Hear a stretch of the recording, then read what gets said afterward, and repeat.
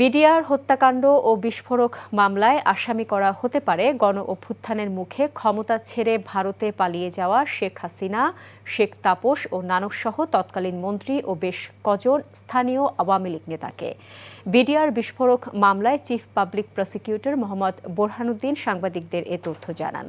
বিচারিক আদালত 2013 সালের 5 নভেম্বর এ মামলার রায়ে 152 জনকে মৃত্যুদণ্ড, 160 জনকে যাবজ্জীবন কারাদণ্ড এবং 256 জনকে বিভিন্ন মেয়াদে কারাদণ্ড দেয়।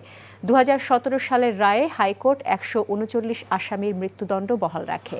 যাবজ্জীবন দেওয়া হয় 185 এবং বিভিন্ন মেয়াদে সাজা দেওয়া হয় 228 জনকে। খালাস পান 283 জন। মামলাটি এখন আপিল বিভাগে চূড়ান্ত নিষ্পত্তির অপেক্ষায়। তবে বিস্ফোরক দ্রব্য আইনের মামলাটি এখনো নিষ্পত্তি হয়নি। সাজাপ্রাপ্ত আসামি তাদের মাধ্যমে এই হত্যাকাণ্ডটা ঘটেছে। এই যে অপরাধটা, এটাকে হালকাভাবে দেখার কোনো সুযোগ নাই। কাজেই ন্যায় বিচার বলতে তাদের যারা প্রকৃত আসামি তাদের শাস্তি হওয়া উচিত।